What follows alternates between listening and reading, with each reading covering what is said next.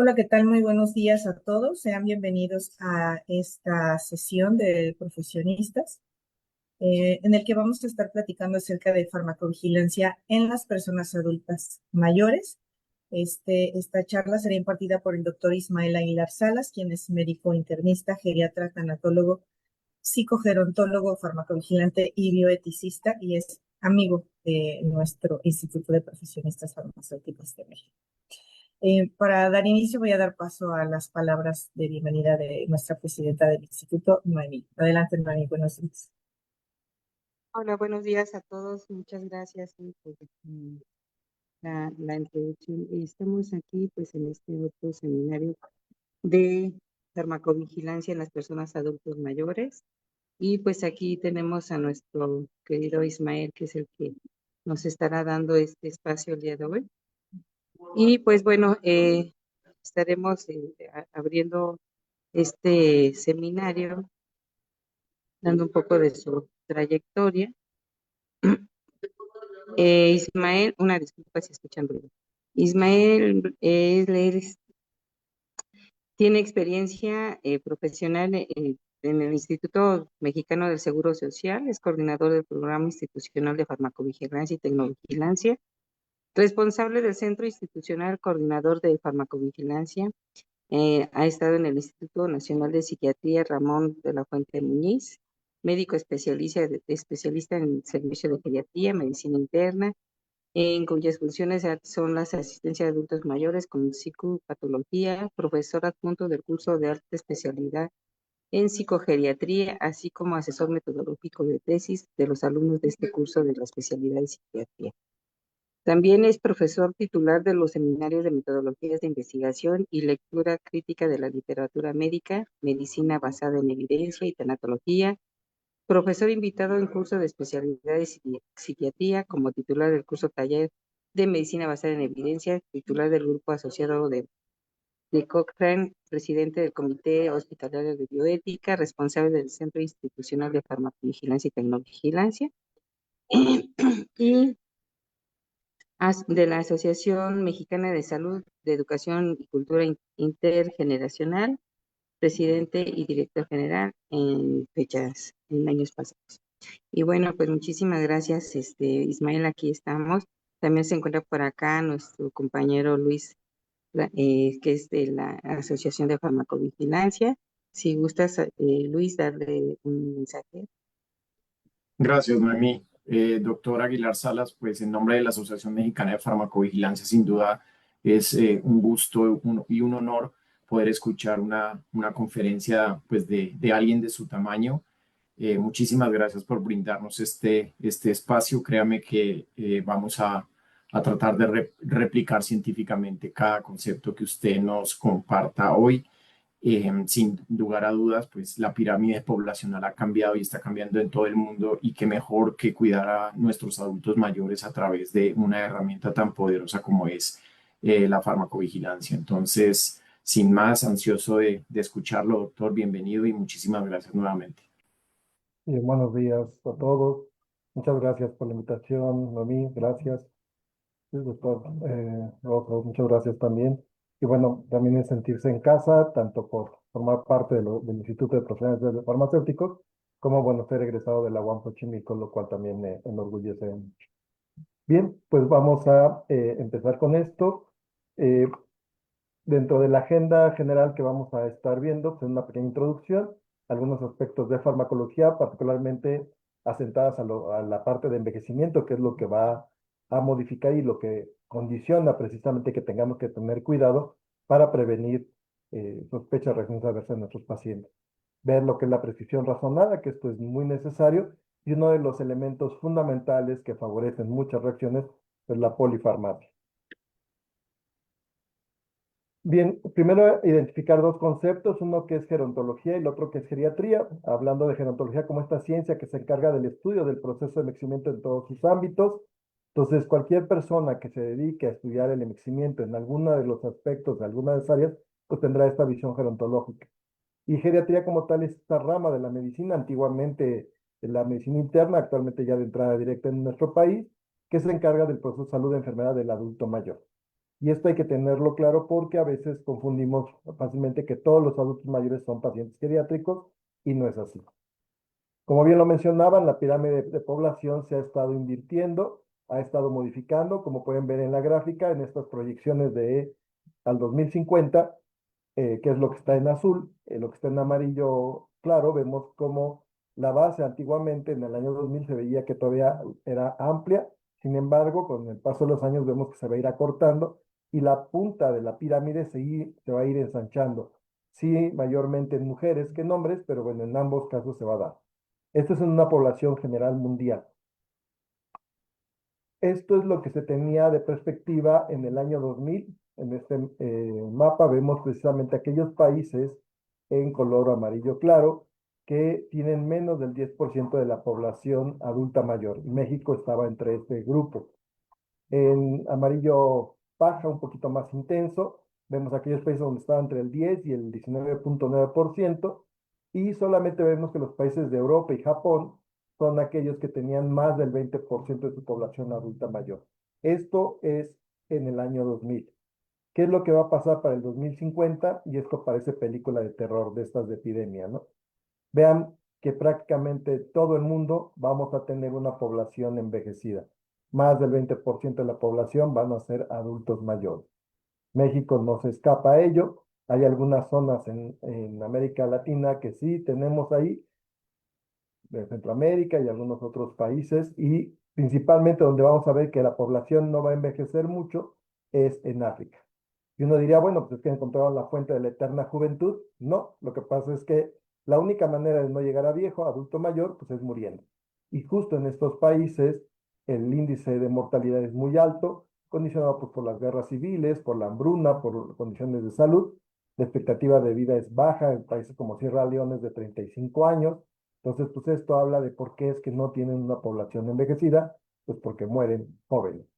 Entonces, esto nos plantea un reto muy grande, porque si más del 20% de nuestra población va a ser adulta mayor, ¿cómo vamos a poder hacer para justo tener un sistema adecuado de protección para ellos y la población económicamente activa poder soportar, digamos, en este sentido, el peso que implicaría la atención de adultos mayores, pero también de aquellos que están en edades menores de las permitidas para trabajar y entonces pues es una doble carga, digámoslo así. Da la necesidad también de que el adulto mayor o el adulto joven ahorita, que para en estos años de adulto mayor, pues pueda tener una producción adecuada de recursos que le permita ahorrar y por lo tanto sostenerse. Esto es un poco lo que plantea y obviamente también esto implica retos a nivel de salud, ya que antiguamente sabíamos que las enfermedades más importantes eran las infectocontagiosas y actualmente son las crónico-degenerativas, ya que al aumentar la esperanza de vida, pues logramos sobrevivir más tiempo y por lo tanto tener la posibilidad de desarrollar estas enfermedades crónico-degenerativas y vivir sus complicaciones si es que no se atienden de manera adecuada. Y esto obviamente también sobrecarga mucho el aspecto económico relacionado con la salud. Y en nuestro país, no, como lo vimos, pues no se va a escapar. La pirámide que vemos en color gris, que parece como un kiss, vean cómo la base ya está disminuida, justo cada vez están haciendo menos niños, niñas, ¿sí? Que adultos jóvenes, y bueno, esto, vean, la punta todavía se observa. Sin embargo, vean que para el 2050, de acuerdo a estas proyecciones, realmente el mayor grueso de población van a ser adultos mayores, prácticamente adultos ya cercanos a la edad de ser adulto mayor y adultos mayores. Entonces, esto se genera este gran peso que va a tener si es que no atendemos de manera adecuada las cosas. Y algo muy importante es ver cómo llegan estos adultos mayores o cómo llegamos, porque para estas fechas muchos quizá ya lo seamos, pues en qué condiciones llegamos de salud para esta situación. Entonces, en esto tenemos que darnos cuenta que la población que vive en la vejez, en los adultos mayores, personas adultos mayores, pues van a tener diferentes tipos de envejecimiento. Envejecimiento como este proceso que lleva o de declinación funcional que a veces se conoce y que se da y que se vuelve perceptible después de la madurez, pero que obviamente empieza desde el momento mismo de nacimiento, incluso desde antes, ¿no? Pero bueno, conforme uno va envejeciendo, obviamente va viendo esta declinación funcional que veíamos de nuestras actividades, nuestras funciones del cuerpo, pero esta declinación se espera, es algo que consideramos que se debe de dar y esto es lo que llamaremos como un envejecimiento normal o esperado. A partir de los 25 años empieza a disminuir precisamente la capacidad vital de respiración, entonces esto va a disminuir, el filtrado glomerular también se ve mermado a partir de los 50, pero es algo que va de manera ya considerado, 1 ml/minuto por año, y entonces mientras mantenga este parámetro es algo esperado, no hablaríamos de patología, sino de esta declinación funcional normal. ¿Qué pasa cuando en este proceso de envejecimiento además se acompaña de enfermedades? Ahí sí, ya cuando hablamos de hipertensión, diabetes, que se suma, entonces hablamos de un envejecimiento patológico. Es importante entender que el envejecimiento no necesariamente tiene que acompañarse de estas enfermedades. A veces cuando decimos, son enfermedades propias de la edad, no es que sean propias de la edad. El problema es que llevamos una mala calidad de vida y esto hace que nos enfermemos y nos pasa factura el cuerpo en estas etapas. Entonces, cuando viene acompañado de enfermedades, hablamos de un envejecimiento patológico. Hablamos de envejecimiento activo cuando, a pesar de ciertas enfermedades, gracias a la tecnología, a los avances, la persona puede reincorporarse y mantenerse funcional. Entonces, ahí es cuando hablamos de este envejecimiento activo.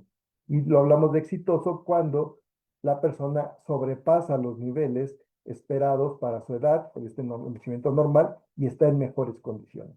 Y esto tenemos muchos ejemplos, afortunadamente, de ello, ¿no? Entonces, las personas van a ser muy heterogéneas en este grupo de edad, en el envejecimiento, van a envejecer de manera distinta, aunado a que nuestro cuerpo mismo envejece de manera distinta, los órganos envejecen de manera dispareja, y entonces en este sentido, pues va a depender mucho de las condiciones sociales, ambientales, factores de riesgo, que condicionen o no qué tipo de envejecimiento tenemos. Y obviamente nuestros hábitos cuentan mucho. Cuando hablamos de un paciente geriátrico, les decía, no todo adulto mayor, persona adulta mayor es paciente geriátrico. El término lo podemos relacionar más que nada con aquellas personas que son vulnerables, aquellas que son frágiles. Y para ello hablamos de una edad importante, mayor de 80 años, pluripatología, o sea, múltiples enfermedades, hipertensión, diabetes, dislipidemia, osteoartritis, gastritis y todo lo demás que ustedes gusten poner. La polifarmacia, que vamos a ver precisamente más adelante. El deterioro funcional es esta limitación que tiene para poder valerse por sí mismo, ya sea de manera exclusiva con uno o la relación con su medio externo cercano. Las condiciones sociales adversas, que bueno, en muchos de los países es muy complicado. En nuestro país sabemos también que esto no es fácil. Las pensiones sabemos que no alcanzan. A veces el poder vivir solo o tener que vivir en la casa de alguien más o que los hijos vivan con uno, con los padres, pues todo esto genera situaciones importantes. Problemas psiquiátricos, aquí hablamos ya como tal de 3 grandes síndromes geriátricos, un deterioro cognitivo, estas fallas de memoria, que a veces normalizamos tanto que se deja pasar por alto enfermedades graves. El delirium como tal, esta desorientación que pueden tener intermitente y que se da muy frecuentemente en los adultos mayores frágiles, que una de las causas principales por las que se presenta tiene que ver con fármacos, con medicamentos, ¿sí? Y cualquier proceso infeccioso lo puede condicionar, aunque el abanico de posibilidades es sumamente enorme y abre todo un panorama. La otra tiene que ver con la depresión, como trastorno ya que se da un síndrome geriátrico importante y que de igual forma a veces se considera que es normal que la persona adulta mayor la tenga y no, no es así. No es sinónimo de depresión, la vejez, no debe de serlo como tal y hay que atenderse y además tiene una muy buena respuesta, entonces no hay que dejarlo por alto. Y la otra tiene que ver con la presencia de síndromes geriátricos, que bueno, hablamos desde fragilidad, caídas, inmovilidad, etcétera, ¿sí? Hay muchísimos síndromes geriátricos, estos mismos que mencionaba previamente. Entonces, todo esto es lo que condicionaría un paciente realmente geriátrico. A excepción de la edad, prácticamente tenemos la condición en gente mucho más joven, incluso a partir de los 50 años. Enfermedades como la diabetes mellitus o la infección por VIH-Sida condicionan un modelo de envejecimiento acelerado. Y entonces son personas que aunque sean jóvenes y no cumplan esta edad, pueden tener todas las características que planteen la posibilidad de considerarlos incluso casi pacientes geriátricos. Y bueno, obviamente pues la farmacología también va a tener aquí sus acciones, esta ciencia que se encarga sobre el estudio de los medicamentos biológicos y que vamos a poder ver y que van a verse afectadas también con el proceso de envejecimiento en ambas partes, tanto La farmacocinética, que incluye todo el proceso de absorción, distribución, metabolismo, excreción. Y esto, recordemos que es el estudio de cómo el organismo actúa sobre el medicamento, es cómo él lo va a modificar. Pero también la farmacodinámica, que es ver qué hace el medicamento sobre el cuerpo. Y en ambos casos va a haber modificaciones con el paso de la edad. Entonces, con la edad obviamente se afecta a todo el proceso de farmacocinética, esto que veíamos. Tiene influencias en las concentraciones del fármaco, en el lugar de acción, la intensidad, la frecuencia y obviamente toxicidad en la respuesta, lo cual tenemos que estar muy al pendiente porque esto es lo que favorece mucha presentación de reacciones adversas si no lo ajustamos. ¿Cuáles son los cambios relacionados, por ejemplo, con la absorción a nivel gastrointestinal? Pues todos estos que vemos que vean que casi todo va a la baja, ¿no? Reducción de saliva, ácido graso, la disminución en el vaciado gástrico, disminución de la motilidad gastrointestinal, disminución del flujo gastrointestinal también, una disminución de la absorción superficial y un mecanismo de transporte activo también deficiente. Esta declinación es lo que hace, reitero, que el paciente esté en mayor riesgo de poder presentar algunas situaciones. También relacionados con la evaluación del fármaco, aspecto específico de la administración de medicamentos, por ejemplo, por sonda, algunas recomendaciones que se tienen que dar, cambios relacionados con la absorción parenteral, atrofia de la dermis o epidermis, cual también genera dificultades, la redistribución de la función de la barrera de la piel, lo cual por envejecimiento recordemos que tenemos más gerodermia y si no la cuidamos, pues esto también puede generar problemas muy severos. En otro de los aspectos, la modificación sugiere que una reducción en la biodisponibilidad del medicamento, hay una poca repercusión clínica de esto, logra compensar. Sin embargo, la mayoría de los medicamentos orales mantienen velocidad y tasas de absorción adecuadas para las personas adultas mayores. El principal mecanismo de transporte para los fármacos es la difusión pasiva en este caso, pero tenemos que tener mucho cuidado con esas interacciones, tanto de medicamento con medicamento, medicamento-alimento o medicación con nutrición enteral que esté teniendo, ¿no? Y esto, al igual que en los adultos, hay que tomarlo en cuenta. Y vamos a ver que aquí va a estar influenciado por otros aspectos importantes. También hay un mayor riesgo de toxicidad gástrica, por ejemplo, por AINES. La degradación en el estómago de algunos fármacos también se ve aumentada. Hay una menor biodisponibilidad en ocasiones y aumento de riesgo de toxicidad en muchos de los fármacos. Ya hay la necesidad de conocer exactamente bien las vías de eliminación, los procesos de transformación a nivel de hígado para evitar precisamente estos grados de toxicidad. Cambios relacionados, reitero, con la liberación del fármaco, tanto una disminución en la velocidad de dilución como algunos otros aspectos. Por ejemplo, dentro de la glicina a nivel sublingual también va a tener modificaciones, ¿no? La vía sublingual sigue siendo útil. El hecho de que en geriatría se utilicen sondas, ya sean gastroduodenal, nasogástricas o gastrostomías, también va a haber afectado con esto el riesgo en la obstrucción de la sonda como tal, necesaria una adecuada liberación del medicamento como para que tenga buen efecto. Entonces, todo esto va a generar cambios importantes. También cambios relacionados con la absorción parenteral, lo que llamamos la atrofia de dermis. ¿Sí? También, en otro sentido, la tasa de absorción de medicamentos puede estar disminuida por hipoperfusión tisular.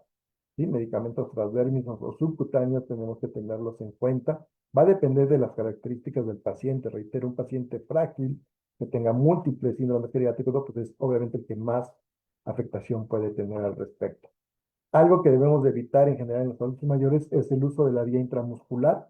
En la medida de lo posible hay que tratar de hacerlo, ya que hay absorción errática, riesgo de infiltrados estériles, y aunado a que obviamente el volumen de distribución pues, también se ve afectado. Otra de las cosas que tenemos que ver es también la función parenteral. Hay pocos datos, pero pareciera que esto no es tan significativo, sin embargo tenemos que estar atentos al respecto. En cuanto a la distribución, las concentraciones plasmáticas es inversamente proporcional al volumen de distribución del fármaco en el organismo. Este volumen de distribución depende de los espacios hidrofílicos y lipofílicos del cuerpo, pero obviamente sabemos que también esto va a sufrir modificaciones. El cuerpo en la persona adulta mayor va a tener menos volumen líquido hídrico, ¿sí? Y tiende a generar sustitución por mayor volumen lipídico. Entonces esto tenemos que tenerlo muy presente. La masa magra en músculo se ve disminuido, por eso también el evitar el uso de la vía intramuscular. Les decía, esta agua corporal total se ve mermada hasta un 15%. La masa grasa aumenta hasta un 36% en hombres y 45% en mujeres. Y hay también la dificultad de poder reducir el peso después de cierta edad. Los individuos muy ancianos, pues, por pérdida de peso y esta fragilidad que se presentan también, hay una disminución a cierto punto del gasto cardíaco y aumento de las resistencias vasculares periféricas, que de ahí la frecuencia de que tengamos más hipertensión en este grupo de edad que en otro. El volumen de distribución de medicamentos isoflínicos disminuye, lo mismo que ya estábamos viendo. Entonces, idénticas dosis que en los adultos puede producir mayores concentraciones tóxicas del medicamento plasmáticas. Entonces, de ahí que aunque se den dosis adecuadas de acuerdo a la indicación habitual para personas adultas, pues en el adulto mayor puede ser esto motivo de toxicidad, ¿no? Ahí tenemos algunos ejemplos. Los volúmenes de distribución de medicamentos lipofílicos aumenta, por esto que les decía, mayor riesgo de toxicidad por permanencia en los tejidos. Y dentro de estos, vean que uno de los medicamentos más importantes que tenemos son las benzodiazepinas, ¿no? Que se utilizan mucho, por ejemplo, para insomnio, cuando no son la primera línea de medicamento para poder dar, ¿no? Y que desafortunadamente además se mantienen por mucho, mucho tiempo, años, además de generar todo el problema de adicción a los mismos. También riesgo de toxicidad de digoxina, por ejemplo, y riesgo en la asociación de diuréticos al tratamiento. Recordemos que reduce más todo este volumen de distribución e incrementa la concentración plasmática de los fármacos hidrosolubles, por lo tanto puede favorecer mayores tasas de toxicidad. Cambios también en la unión de proteínas, en enfermedad renal crónica, insuficiencia hepática crónica, en la malnutrición lo vamos a tener. Veíamos que el adulto mayor per se, si no hay una adecuada movilidad, va a tener sarcopenia, ¿sí? Si tampoco hay una adecuada ingesta de proteínas, que a muchas personas ya no les gustan las carnes en esta etapa de la vida o les cuesta trabajo por la masticación, pues esto lo va a favorecer, ¿no? Por la reducción a la unión de proteínas y riesgo de toxicidad por mayor cantidad de fármaco libre, ¿sí? Pues puede generar. Y ahí tenemos ejemplos de algunos de los medicamentos que lo pueden dar. Aquí tenemos esta tabla que nos permite ver precisamente qué efectos clínicos debemos o te pueden llegar a darse justo por esta disminución de la unión de albúmina con algunos medicamentos de manera importante. Entonces, siempre tenerlos, algunos de ellos ya no los ocupamos prácticamente, pero bueno, siempre tenerlos presentes de este tipo de fármacos para evitarlos en la medida de lo posible. Algo también ya con el metabolismo es, recordemos que hay estas dos fases ahí, que es la fase 1 de oxidación y la fase 2 de conjugación. ¿Sí? En la oxidación, el complejo enzimático citocromo P450, y en la fase 2, pues esta actividad de glutación de la transferasa, de la glucosidinación, de la acetilación se va dando. Entonces, hay cambios por el proceso de envejecimiento, una disminución del tamaño hepático como tal, hasta en un 35%, lo cual disminuye el retículo endoplásmico y aumenta el espacio extracelular hepático. El flujo sanguíneo también a nivel hepático se ve reducido hasta en un 40% en las personas mayores de 75 años. Las tasas de síntesis de proteínas, glucosa y grasa también disminuyen, igual que el flujo de bilis. No hay cambios en las pruebas de función hepática, pero, sin embargo, sí hay esta repercusión cuando se somete al hígado a una toxicidad, a un exceso, pues le va a costar más trabajo poder responder al respecto. Entonces, la fase 1 es la fase que se ve realmente afectada, la disminución de la actividad del citocromo P450 y una disminución en el aclaramiento de los metabolismos de los medicamentos. Por lo tanto, fácilmente intoxicable. ¿Qué debemos de hacer? Pues tratar de utilizar medicamentos preferentemente que ocupen la fase 2 y no la fase 1 para que no se vea afectada, ya que esta pues, no se ve mermada por la edad. Y bueno, ¿qué consecuencias tenemos sobre estos cambios? Pues disminución de la oxidación microsomal, disminución del aclaramiento hepático, de ahí la toxicidad que se puede dar, el incremento de niveles plasmáticos del fármaco, aumenta también la vida media por lo mismo, aumenta los niveles de metabolitos activos y disminuye el metabolismo de primer paso, que es lo que veíamos, ¿no? Entonces, por eso es tan importante dar preferencia a los medicamentos que tengan metabolismo de fase 2. Ahí tenemos algunos ejemplos y vean cómo las mismas benzodiazepinas pueden emplearse de manera distinta, ¿no? En ellos y cuáles debemos de preferir. Obviamente no solamente es esto, hay que tomar en cuenta la facilidad de la dosis, la vida media en la que actúan, o sea, son muchos otros factores que habrá que tomar. Pero simplemente por los cambios a nivel fisiológico son lo que debemos de empezar a tomar en cuenta al respecto. Aquí tenemos otros ejemplos de tablas. Afortunadamente hay libros completos con tablas de este tipo de situaciones donde vemos que el medicamento funciona como un sustrato, si lo hace como inhibidor o como inductor, y esto, la combinación nos va a permitir saber cuándo sí emplearlo o no. De ahí utilizar herramientas que nos puedan apoyar para hacer una adecuada prescripción, para que podamos evaluar esta idoneidad de la prescripción y siempre obviamente hacer la consideración de medicamentos para poder hacer estas comparaciones y verificar que no haya estas interacciones potenciales que se puedan dar. Los cambios a nivel renal es otra de las cosas importantes por la eliminación que se va a dar ahí de muchos de los medicamentos. Sin embargo, con la edad hay una disminución del número de glomérulos funcionales, disminuye también el flujo sanguíneo renal. Por todo esto hay una disminución del filtrado glomerular, lo comentábamos, ¿no? A partir desde los 20 años empieza a disminuir un poquito, pero más importantemente a partir de los 50 a 1 mililitro minuto por año, 10 mililitros por decena, ¿no? Entonces, si una persona, digamos, tiene 100 años, obviamente esperaremos que su riñón esté funcionando aproximadamente el 50% por esta declinación funcional. Eso como tal no lo consideramos como patología. Sin embargo, ante cualquier estresor, obviamente el cuerpo no logra tener la capacidad de poder contener con esto y es cuando aparecen manifestaciones. Es importante, reitero, entonces poder verificar esto, esta disminución, les decía, de la depuración de creatinina y por ende vale la pena poder estar monitoreando ello. Yo les recomiendo siempre, digo, ahora ya con la facilidad del teléfono inteligente tenemos calculadoras que nos pueden hacer muchas evaluaciones con diferentes fórmulas, pero incluso yo les digo, apréndanse la más sencilla, la que tienen con los elementos básicos casi del consultorio y es precisamente la de Crocop. Ahorita la vamos a ver. ¿Qué consecuencias tienen estos cambios a nivel renal? Es el aumento de la vida media del fármaco, mayores niveles séricos de fármacos con dosis de adultos normales, digamos, y riesgo de toxicidad por estos medicamentos, particularmente aquellos que tienen un margen estrecho. Esta es la fórmula de Crocop-Gaul, es 140 menos edad por peso, todo esto dividido entre el producto de 72 por la creatinina sérica. Es muy sencilla, con una química de 6 elementos lo podemos obtener, nuestra báscula, ¿sí? Y esto nos daría mucho pauta. Digo, hay otras fórmulas más complejas, les digo, hay calculadoras, pero también verificar que tengamos el insumo como para poder hacer. Y en caso de ser mujer, multiplicarlo por 0.85. Recordemos que el hombre ideal, no es el aforo que se imagina, es de unos 70 con 70 kilos, y la mujer ideal, igual tampoco a lo mejor es la que están pensando, pero tiene que ver con el 85% de la superficie corporal que se tiene en el cuerpo de la persona, de la mujer ideal, de acuerdo a los cálculos fisiológicos. Y esto nos permite ver, tener cálculo de esto, ver la utilización de los medicamentos, lo cual primero que nada va a prevenir la posibilidad de intoxicación y la otra también nos va a ayudar a nivel de economía para no mal utilizar recursos y poder optimizarlos, ¿no? Entonces vean cómo se ajustan las dosis de acuerdo al funcionamiento renal que se tiene, no más del 50% de filtrado glomerular, entre el 10 y el 50 o menos del 10, y vean cómo se reduce de manera importante muchos de los medicamentos. Pues también sería conveniente tener este tipo de tablas en el consultorio para poder verlo y poder comentarlas con el paciente, ¿no?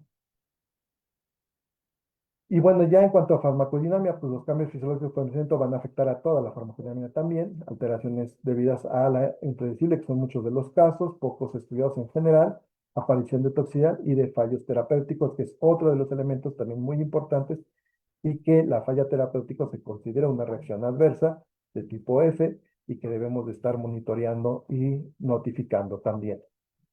¿Qué acción del medicamento? Concentración en lugar de acción, aumento de los receptores del órgano diana también, la capacidad de las células para responder a una interacción, la otra es la disminución de los receptores, pero más que aumento que siempre es la disminución, y mecanismos homeostáticos para mantener el equilibrio funcional. Esto es parte de lo que se enfrenta precisamente. Vean, cambios estructurales en órganos y tejidos, función del músculo visceral también se ve afectada, disminución de la eficiencia respiratoria, alteración de respuesta inmune, esta inmunosenescencia de la que se habla, donde hay una disminución a veces de la posibilidad de responder ante ataques, pues se ve también mermado.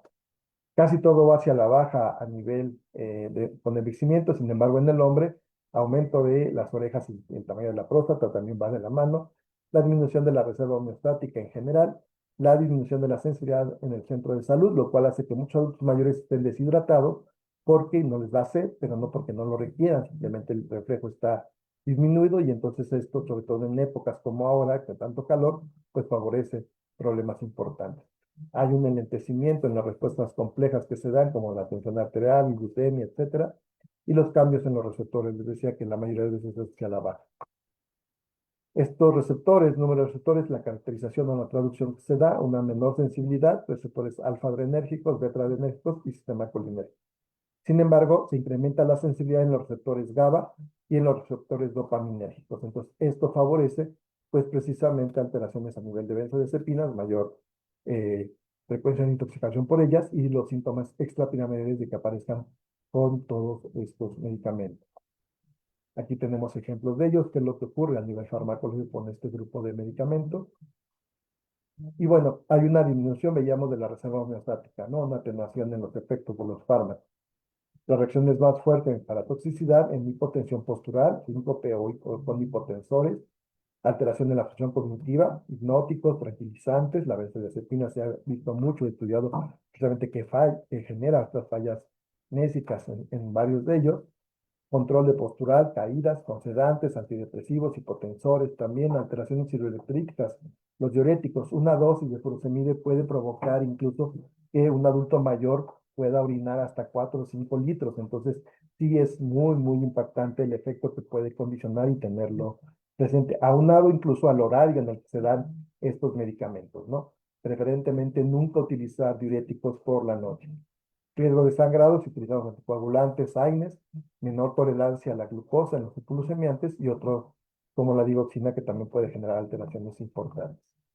Aquí tenemos algunos otros ejemplos de los medicamentos, vean todos los que están implícitos en muchas de estas manifestaciones que estábamos viendo. Entonces siempre tenerlos presentes porque van a favorecer, ¿no? Y vean que la función cognitiva, el delirio, se presenta, pero es prácticamente con todos los medicamentos. Casi todos van a favorecer que se presenten. Incluso una de las cosas que tenemos que investigar siempre que hay delirio es si ha empezado a recibir un nuevo medicamento, porque a veces este puede ser la causa del inicio. Y nos preguntamos, bueno, ¿cómo seleccionamos un medicamento? Esto es algo importante, ¿no? A veces pareciera que se hace así. A veces hacemos medicina basada en existencia. Desafortunadamente en algunos países, en algunos sistemas de salud, sabemos que hay ausencia de medicamentos, entonces pues damos el tratamiento de acuerdo a lo que en teoría se tiene, ¿no? Entonces, esta medicina basada en existencia pues, es algo que debemos de evitar hacer. Idealmente, siempre para poder prescribir, debemos de utilizar estos 4 filtros importantes. El de eficacia, ver que el medicamento que dice que vamos a utilizar, perdón, hace lo que pretendemos que haga. La seguridad, que es otro de los medicamentos, y aquí obviamente tiene que ver con todos los efectos adversos, entonces es farmacovigilancia sin duda, los costos y la conveniencia. Son estos 4 filtros, poder pasarlos para entonces poder prescribir. Eficacia y seguridad, ¿dónde vamos a poder tener esta información? Pues obviamente en los ensayos clínicos controlados, que es lo que nos pueden dar, recordemos que sirven para evaluar eficacia y seguridad, ¿sí? Entonces, de ahí que tengamos que hacer una lectura crítica adecuada. La medicina basada en evidencias no es solamente que sea el último artículo que salió, sino es hacer un análisis crítico de esto para poder emplearlo, ¿no? Es tener la mejor evidencia disponible, aunado a a la práctica clínica. Nunca se excluye la práctica clínica, pero no puede basarse solo en esta práctica clínica. Aunado a estos dos, vete otro de los pilares importantes que tiene que ver con los costos, que se da cuenta también es el tercer filtro que vemos aquí. Y finalmente, ¿qué? Las preferencias del paciente y el familiar o cuidador. Y aquí hablamos de conveniencia, no tanto de lo que más le convenga al médico o algo, perdón, sino lo más conveniente para el paciente de acuerdo precisamente a las características que estamos viendo, ¿no? Por ejemplo, el utilizar inyecciones en un adulto mayor, pues no es lo más conveniente, entonces evitarlo en este sentido. Para una prescripción razonada podemos plantearnos estas preguntas de manera general que nos pueden ayudar mucho. Si existe una indicación para el medicamento, si el medicamento es efectivo para la enfermedad, es correcta la dosis, las indicaciones son correctas, las indicaciones son prácticas, si existen interacciones clínicamente significativas con otros fármacos, si existen interacciones clínicas significativas entre el medicamento y la enfermedad, si existe duplicidad innecesaria con otros medicamentos, la duración del tratamiento es aceptable y si existen medicamentos menos costosos en comparación con otros. Y esto es valiosísimo poder emplear todo el tiempo. Esta Prescripción razonada implica la definición de un problema a través de un diagnóstico, el tratamiento de un objetivo terapéutico y la discriminación de la adecuada terapéutica para cada caso con la mejor relación médico-paciente y la garantía del seguimiento que se le pueda dar. Esto es lo que implica una prescripción razonada. A veces la gente lo confunde con racionada, que tiene que ver con dar una dosis baja o algo. No, es tener todo este conjunto para poder hacerlo. Perdón. Cuando el riesgo de sufrir reacciones adversas es superior al beneficio clínico, especialmente cuando hay evidencia de existencia de alternativas terapéuticas más seguras y eficaces, ¿no? Incluye el uso de fármacos con mayor frecuencia o mayor duración de la indicada, el uso de fármacos con el elevado riesgo de interacciones, de los medicamento-enfermedad y de fármacos duplicados de la misma clase, la no utilización de fármacos beneficiosos que también están al alcance, que deben de estar indicados, su omisión de tratamiento, que es algo que debemos de ver. Y para todo esto es importante darnos cuenta que la decisión clínica va a ir de la mano con qué. Primero, con esta recogida de datos que va con la relación médico-paciente, el contacto que tiene que ver, de ahí la necesidad de hacer una adecuada historia clínica, una exploración física, y si es necesario, pues entonces obviamente apoyarse de estudios de laboratorio o gabinete, pero la exploración física y el interrogatorio es fundamental para ello, ¿no? Si no lo hacemos, obviamente vamos a tener una impresión diagnóstica equivocada y por ende un tratamiento equivocado. Entonces la decisión terapéutica va en relación a tener una decisión diagnóstica clara. Entonces es muy importante poder tomar esto. Y bueno, obviamente hay diferentes elementos, diferentes herramientas que pueden ayudarnos mucho precisamente para hacer esta prescripción adecuada. Hay algunas guías farmacológicas para el adulto mayor, hemos trabajado en algunas de ellas. Y bueno, algo importante siempre es que antes de indicar cualquier medicamento o recomendación en adultos mayores, debe realizarse la evaluación geriátrica integral cuádruple. Esto es fundamental. Se tiene que hacer así. En geriatría es indispensable hacer esta valoración geriátrica integral cuádruple, ya que a veces se dejan de lado cosas muy importantes que privan, obviamente, una intervención y por lo tanto el manejo va a ser parcial.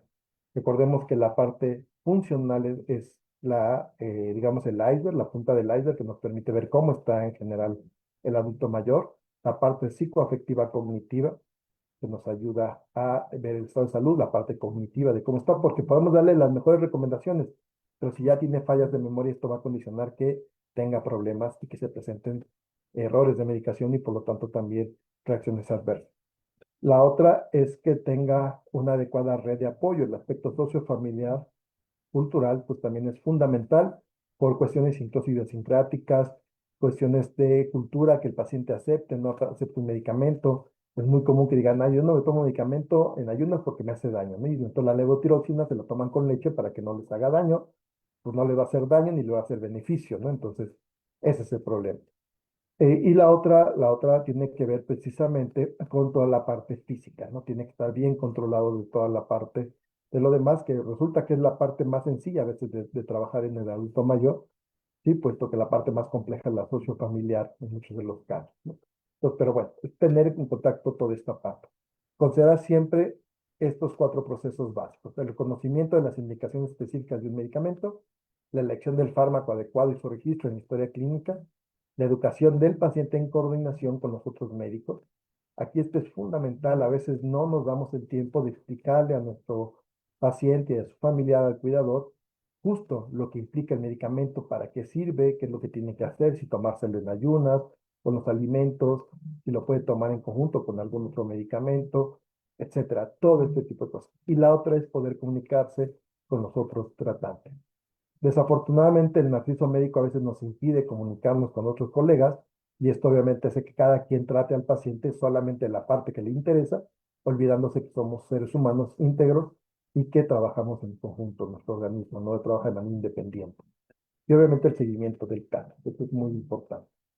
¿Qué parámetros establecidos son? Pues documentar la indicación de nuevos tratamientos, informar al paciente sobre los beneficios y riesgos asociados a esto. Esto es parte también del consentimiento informado. Mantener actualizada la lista de medicamentos que usa el adulto mayor, documentar los parámetros que indican la respuesta al tratamiento y revisar periódicamente la necesidad de agregar un nuevo tratamiento o retirar otro. Esto también es importante.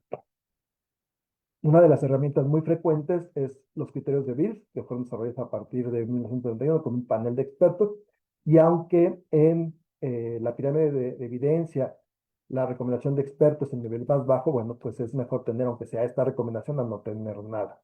Entonces nos ayuda mucho a poder ver, obviamente siempre hay que individualizar el caso, pero nos permite poder tener conciencia de qué medicamentos debemos de tener riesgo y cuidado para el uso por los riesgos que pueden implicar.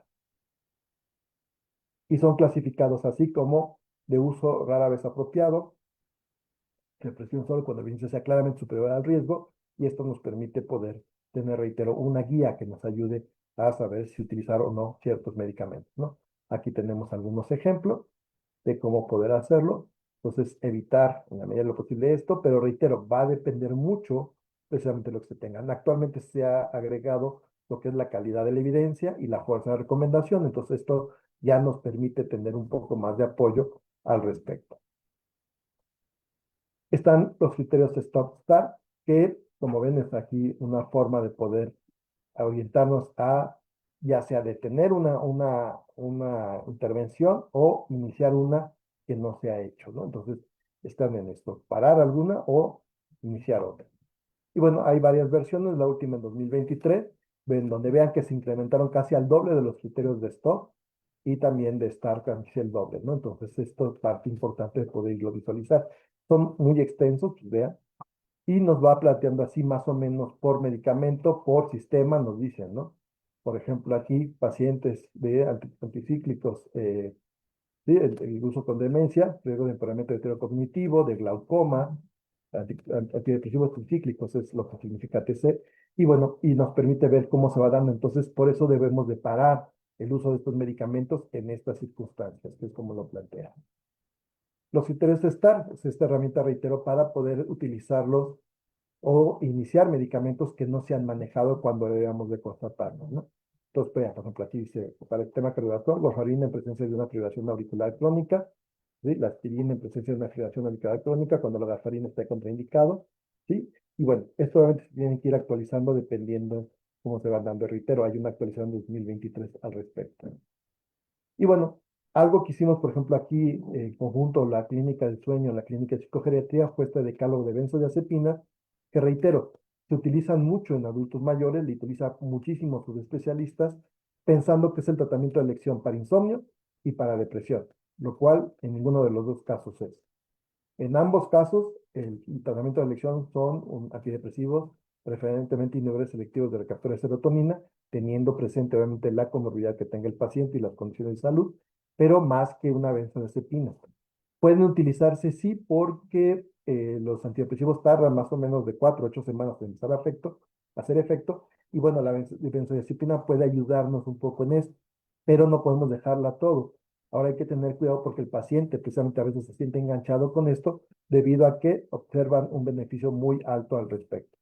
Entonces, límite su uso en un periodo de entre 2 a 4 semanas, utilizar dosis efectiva más baja posible, utilizar la vida media y potencial, de ahí también determinar obviamente la posología, el efecto que se busca, si es ansiolítico, hipnótico, relajante o anticonvulsivo, para ver el riesgo de pacientes con antecedente de adicción, obviamente, para tener cuidado con ello, reevaluar en cada consulta la necesidad de continuar o no con esta benzodiazepina, proponer alternativas de tratamiento en casos leves de insomnio o ansiedad, por ejemplo, el uso de algún antidepresivo tetracíclico como la mirtazapina, riesgos de poblaciones, y si es difícil retirar benzodiazepinas o no, procurar tratar casos subyacentes al respecto de esto, ¿no? La OMS, por ejemplo, nos plantea el concepto de polifarmacia, que es consumir más de 3 medicamentos de forma simultánea. El número medio de medicamentos que ha tomado el paciente en consulta de 0.4 por cada 10 años de edad se va incrementando. El 20% de la población mayor de 70 años llegan a tomar más o igual a 5 fármacos por lo menos. Y siempre distinguir, hay polifarmacia que es necesaria, pero apropiado o inapropiado. O sea, hay una que no podemos evitar, pero bueno, hay que ajustar las dosis y todo para tratar de evitar daño en la medida de lo posible. Los sistemas terapéuticos sumamente complejos son innecesarios, costosos, predisponen a una mala adherencia y reacciones adversas a los medicamentos, ¿no? Vean, hasta el 25% de las personas adultas mayores de 65 años van a sufrir reacciones adversas. Y por el número de fármacos también va a incrementar este porcentaje. Considerar un predictor importante para que los pacientes mayores ingresen a lugares de larga estancia, ¿sí? O sea, en asilo, y también esto va a predisponerlos a desnutrición, fracturas y movilidad deficiente, lo cual condiciona obviamente otros riesgos y posibilidad de morir. En cuanto a caídas incluso que se dan y que es lo que condiciona fracturas, pues bueno, se habla que de 10 pacientes que se caen al año siguiente, 5 ya fallecieron por complicaciones de fracturas o inmovilidad. Pues por eso es tan importante evitarlo. Ahora, hay algunos factores contribuyentes a esto. Por parte del paciente, la automedicación, las expectativas de prescripción de medicamento, las consultas a múltiples especialistas, esta edad avanzada, la multipatología y algo importantísimo, la mala salud autopercibida. A veces llega el paciente adulto mayor y nos dice, oiga, ya estoy cansado de tomar medicamentos. Lo revisa uno y dice, oiga, y no me va a dar nada para esto, y no me va a dar nada para esto otro. Al final de cuentas, siguen esperando el medicamento, aunque no quiere seguir tomando medicamentos. Un tanto paradójico, pero se da frecuentemente. Pero también existen algunos factores contribuyentes por parte del médico, ¿no? Prescripción sin suficiente evaluación clínica y con diagnósticos pocos claros, no establecer objetivos terapéuticos, múltiples prescriptores con inadecuada comunicación, el hecho de no suspender fármacos indicados por otros profesionales, y esto se da mucho, sobre todo para el médico general o el médico geriatra, cuando algún otro subespecialista ya indicó un medicamento, como el cardiólogo, y cuando además le dan la frase célebre de que este medicamento es de por vida y nadie se lo puede quitar, cuando a veces justo el medicamento es el que está generando el problema, ¿no? La inadecuada educación para el paciente y sus familiares o cuidadores, lo cual implica parte de la atención y responsabilidad, incluso el faltar a ello, es considerado un error de medicación. Aumento del riesgo de reacciones adversas, esta cascada farmacológica se da, mayor incremento de interacciones medicamentosas, aumento de los riesgos de síndromes geriátricos, ya lo veíamos, favorece el error en la administración, el incumplimiento, incrementa la morbimortalidad, disminuye el funcionamiento del adulto mayor, tanto en actividades básicas e instrumentales de la vida diaria, y aumenta el consumo y gasto sanitario en general. Entonces, esta polifarmacia de estas interacciones también tenemos que verlas, la modificación de esta acción por uno u otro medicamento, y que recordemos que no solamente va a ser por fármaco, puede ser fármaco enfermedad, fármaco nutriente o fármaco hierba, ¿no? Tanto de la verde como cualquier otra, y en nuestro país, obviamente, la herbolaria es un factor muy importante que debemos de tener presente. Y bueno, obviamente estas interacciones, reitero, tenemos que verlo con estas tablas para ver los diferentes medicamentos y ver cómo funciona uno y otro. Pero bueno, siempre tener esto presente, y además es un círculo vicioso que se establece, ¿sí? Un adulto mayor con múltiple patología va a tener más vulnerabilidad, estos incrementan el riesgo de reacciones adversas, interacciones fármaco-fármaco, esto impacta en la adherencia al tratamiento, lo cual genera riesgo de desarrollo de síndromes geriátricos que lo vuelven más vulnerable y por lo tanto mayor riesgo de reacciones adversas. Entonces es un círculo vicioso que hay que tratar de romper de manera general. Y esta es la cascada farmacológica. Damos un medicamento, genera una reacción y a veces, en vez de suspender el medicamento o disminuir la dosis, ¿qué hacemos? Damos otro medicamento para contrarrestar la reacción y aparece otra reacción. Es como estos chistes donde se va dando un medicamento y otro y acaban dándole el mismo para lo que empezó al inicio de la cadena, ¿no?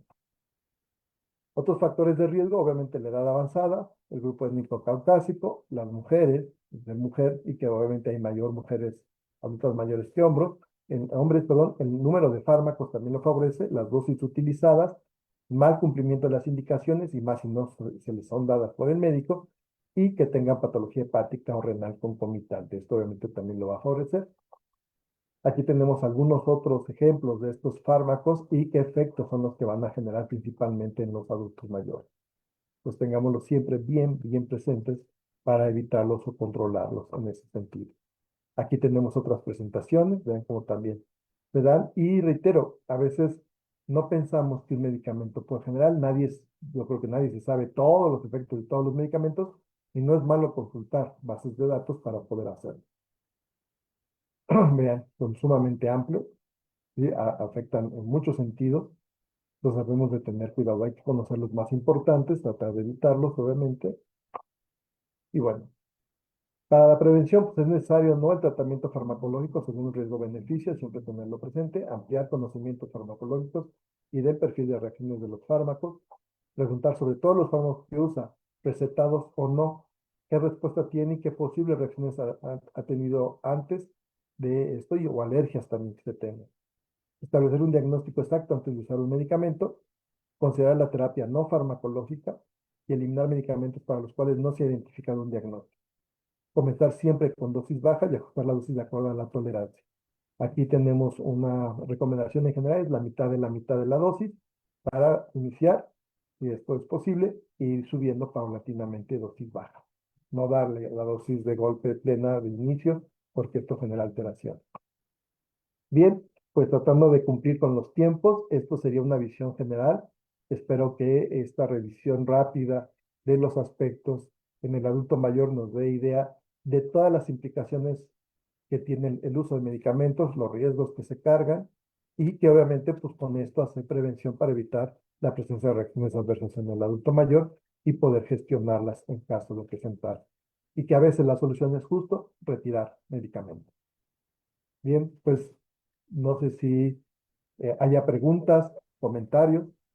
Sí, muchas gracias, Ismael. Aquí tenemos varias preguntas. En Zoom tenemos una pregunta que es de Jonathan Vázquez. Nos dice, considerando el incremento de la población geriátrica y la alta susceptibilidad de estos pacientes a reacciones adversas, polifarmacia e interacciones medicamentosas, ¿qué estrategias o actividades se está implementando el IMSS a nivel institucional para fortalecer la farmacovigilancia en pacientes geriátricos y mejorar la seguridad en el uso de medicamentos? Bien, obviamente todo lo que es el programa de Geriatrims tiene la visión de atender al adulto mayor de manera general y obviamente uno de los aspectos que evalúan siempre tiene que ver con la prescripción. Parte de lo que estamos buscando a nivel de farmacovigilancia es obviamente una capacitación adecuada al respecto. En el curso que tenemos para el CUR, para los profesionales de salud del IMSS, está contemplado incluso un capítulo de lo que es prescripción en adultos mayores. El sesgo, obviamente, porque bueno, está uno ahí metido, pero tiene que ver con esto, el riesgo que sabemos de esta polifarmacia, ¿no? Ok, sí, muchas gracias. Tenemos otras preguntas de Facebook. Bueno, Ujú. primero saludos, muchos saludos y felicitaciones también. Y bueno, por acá tenemos de Hugo Carrillo. Viendo la diapositiva, ¿hay personas que tomen mínimo 15 medicamentos o más? Hemos tenido pacientes con 17, 20, 21 medicamentos. Y a veces el poder reducirlo, créanme que es un triunfo. A veces nos lleva 6 meses o más poder hacerlo.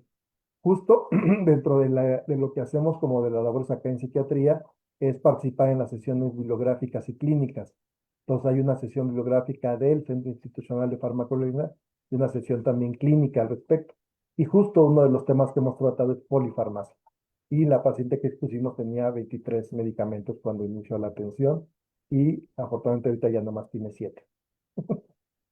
Uy, Pero sí llevó un año ok. casi poder irlo disminuyendo. Obviamente, una paciente con múltiples patologías, que reitero, era una polifarmacia necesaria en muchos de los casos, pero inapropiada por varias cosas.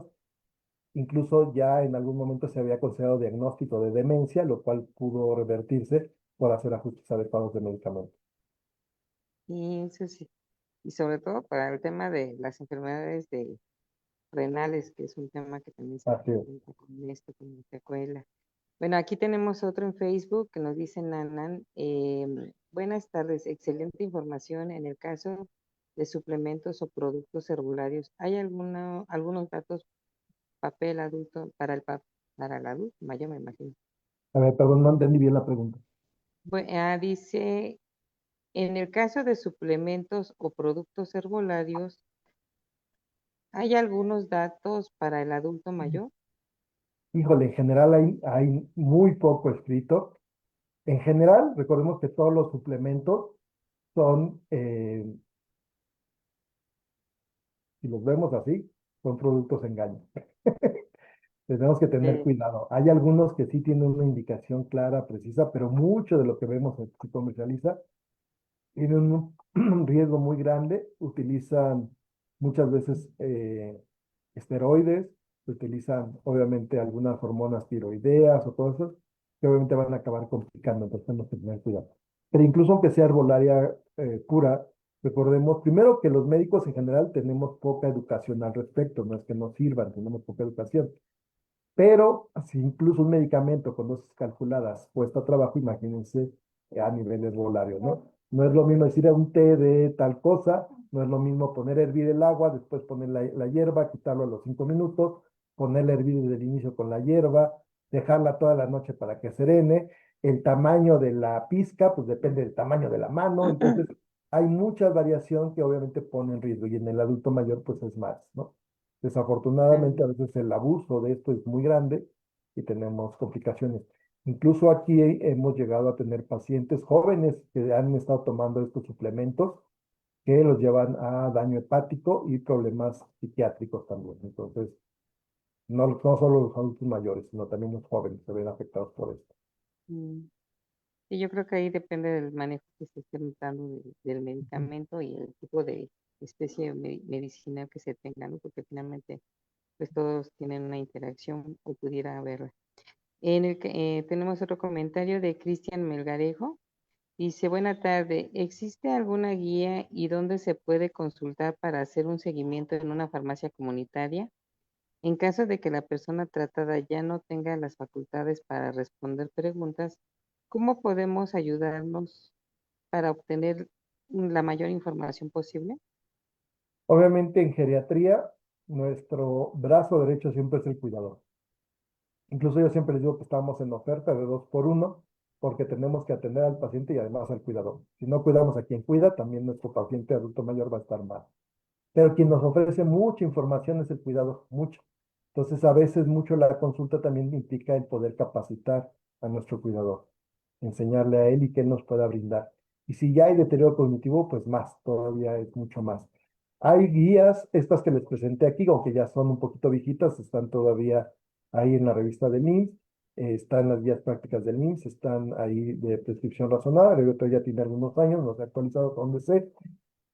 La Sociedad Española de Geriatría también tiene guías sobre prescripción de medicamentos y bueno, afortunadamente sí hay varios elementos que podemos tener al respecto. Ok. Bueno, estamos aquí también con otras preguntas de Zoom que nos dice, los criterios de BIRS fueron desarrollados originalmente para residentes en casas institucionales. ¿Qué consideraciones desde la farmacovigilancia deberíamos tener en cuenta al aplicarlos en adultos mayores ambulatorios o en hospitalización desde el perfil del paciente y el contexto clínico de los diferentes, que son diferentes, perdón? Sí, pese a que fueron diseñadas para residentes de larga estancia, pues al final de cuentas pueden ayudarnos en general, ¿no? Para eso. Reitero, son criterios de expertos, aunque vean que ya tienen sustento, precisamente en el tipo de evidencia que se da, pero bueno, nos guían. Siempre es una guía. Las guías no son recetas de cocina que tengamos que llevar al pie puntilla de ello, ¿no? Es una orientación, reitero, aunado a la experiencia clínica, a los costos, los valores y preferencias del paciente, pues sí poder emplearlas de manera adecuada, con ello ya poder integrar. Siempre hay que individualizar el caso, no se puede tomar de medida general, ¿no? No hay que irlo viendo con ellos. Porque, reitero, habrá adultos mayores que por su tipo de envejecimiento van a requerir más cuidado si es un envejecimiento patológico o aquellos que tengan un envejecimiento exitoso. Entonces, pero sí nos sirve, son guías que nos pueden orientar. Reitero, no son guías de cocina, no son recetas de cocina, pero sí nos pueden orientar bastante. Ok, pues bueno, acá tenemos de José García. ¿Qué bibliografía nos recomienda a quienes estamos en el servicio de urgencias cuando atendemos pacientes con polifarmacia? Bien, hay varios libros que pueden verificar.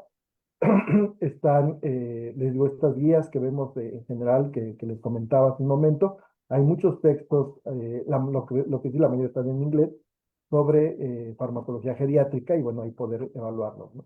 Hay tablas de estas interacciones farmacológicas que también tenemos. Ahorita quizás en servicios de urgencia esto sea más práctico, una aplicación que nos pueda ser útil. Hay varias. Micromedics es una excelente herramienta que nos puede orientar sobre todo a evaluar interacciones farmacológicas, ¿no? Entonces, Creo que ahora es mucho más fácil traerlo en el celular que en libros, ¿no? Necesitaríamos una biblioteca enorme. Sí, ok. Bueno, aquí tenemos otro, también de Cristian. ¿Qué apoyos hay para los familiares que están a cargo de adultos mayores que tienen polifarmacia y diversos padecimientos? ¿Existe o se ha pensado en alguna guía específica dirigida a familiares o personas responsables de estos pacientes? Reitero, por la dificultad que existe de tener que individualizar cada caso, yo no conozco alguna guía en general que pueda utilizarse para cualquiera. Se dan recomendaciones generales, pero lo más importante es tener la posibilidad de capacitar, de educar a nuestro paciente y cuidador de manera individual, ¿no? Porque ahí sí va a variar mucho y también depende del contexto cultural que se tenga. Porque sí, yo creo que hay más que nada en la acción ya en concreto en el consultorio. Incluso a veces la consulta se va, geriátrica en muchas de las veces, lo más importante, digamos, o le va a llevar más tiempo en la consulta, es justo a la educación. Ok. Sí, a ver, por aquí, si me ayudan con los micros, por favor. Y bueno, pues tenemos otra pregunta que nos dice, ¿hay alguna referencia para llevar a cabo el cálculo de dosis para adulto mayor? Ya se las dejé en la presentación, en la fórmula de Krokov-Gaul, pero hay otras fórmulas también, hay varias aplicaciones que también tienen diferentes calculadoras para ver funcionamiento renal, ¿no? Hepático. Y incluso Micromedics también lo puede hacer, ¿no? Ujú. Tenemos aquí otros, dice, ¿nos podría compartir la referencia? Bueno, eso ya lo comentó. Eh, ok, ok, por acá también ya se repitieron algunas respuestas. Mm,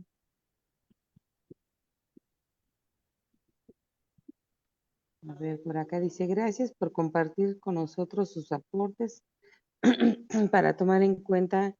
¿Puede recomendar unos libros relacionados a la farmacología geriátrica? Creo que ya también ese estaba. Ujú. Y bueno, creo, es que estoy viendo que varias se repiten Sí, se han en ido toda la. repitiendo, pero Ajá, sí. Y pues parece que ya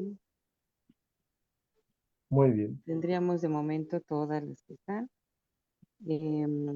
¿Algún otro comentario por acá? No sé si tengas por ahí alguno, Sue, o tú, Ángeles.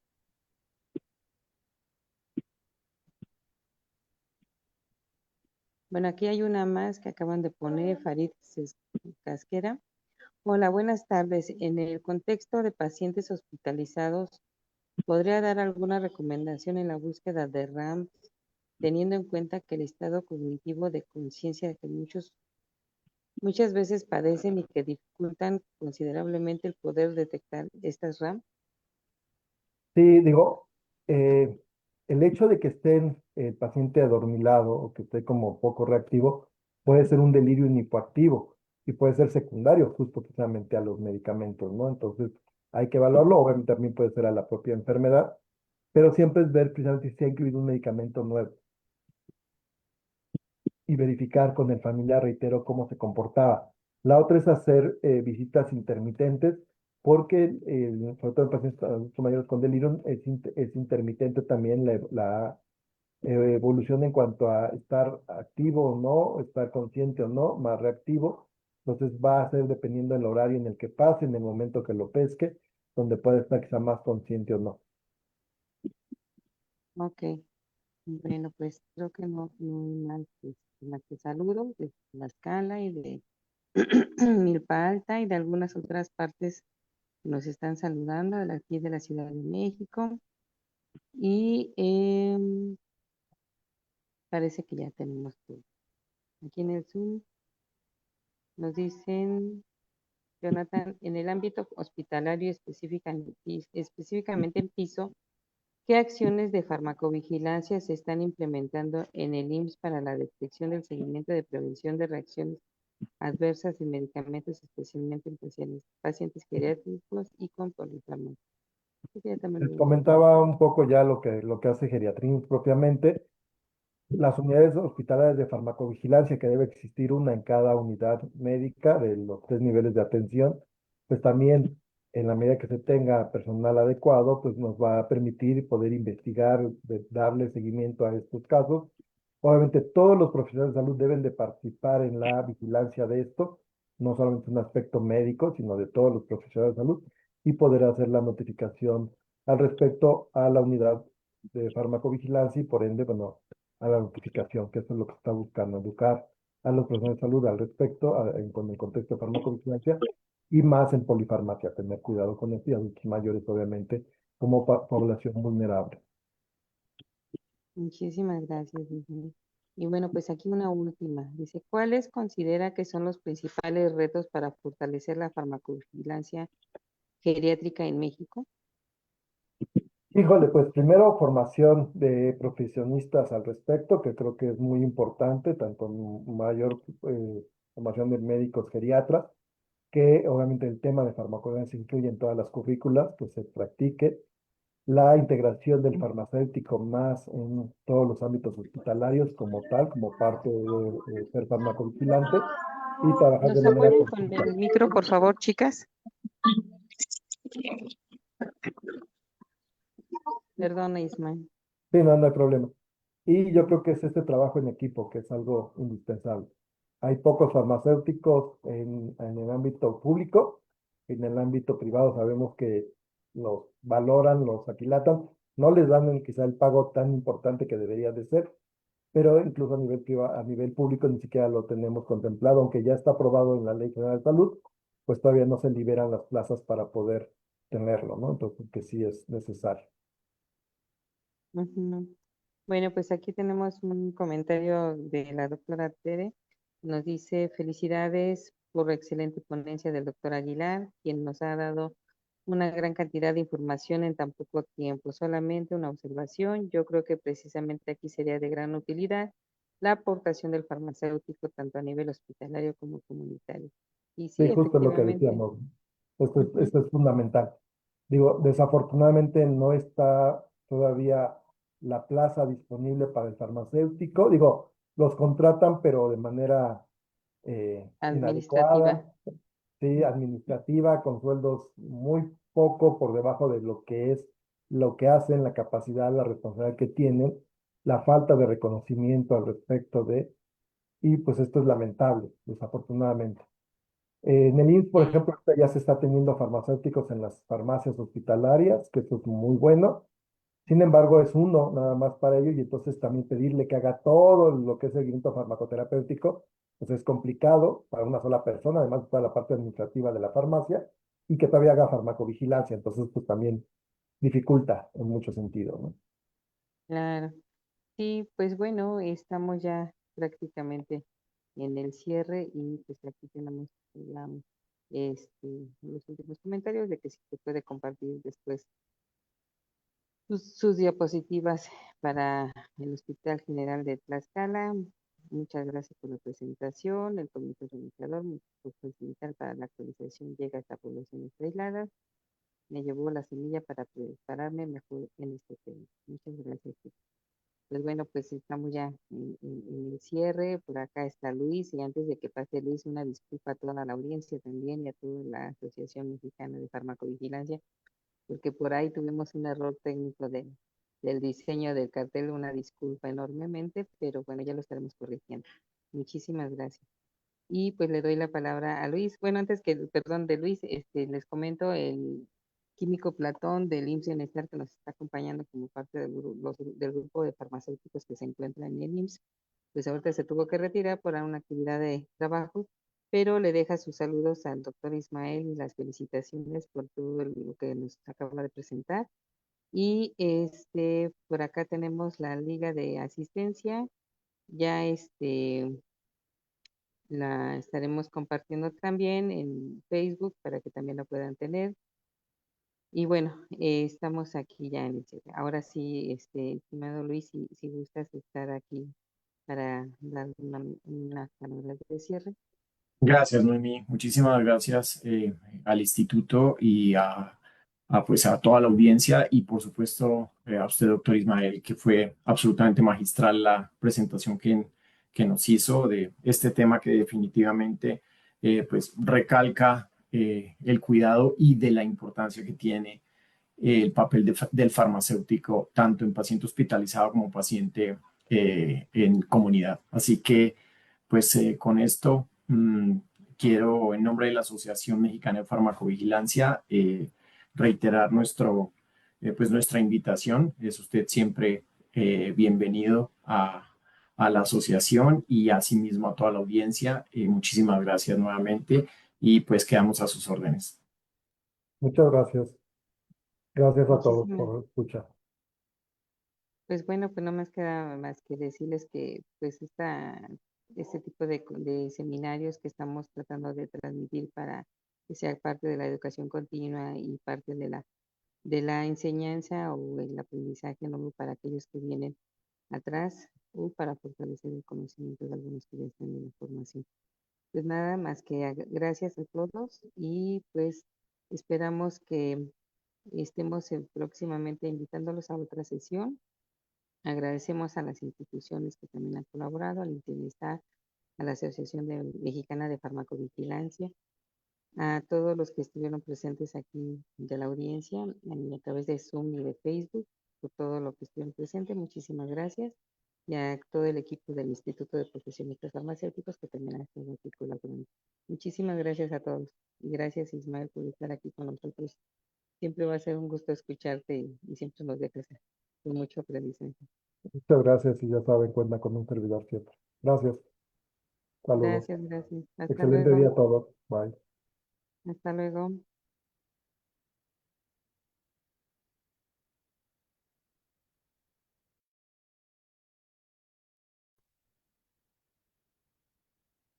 Que tengan bonita tarde. ¿Nos ayuda cerrando el Zoom del Facebook, sí, por favor? Les hemos dejado la lista de Ah, la asistencia. liga, porque sí están en la liga. Sí, ahí les daremos unos minutos más para que puedan registrarse.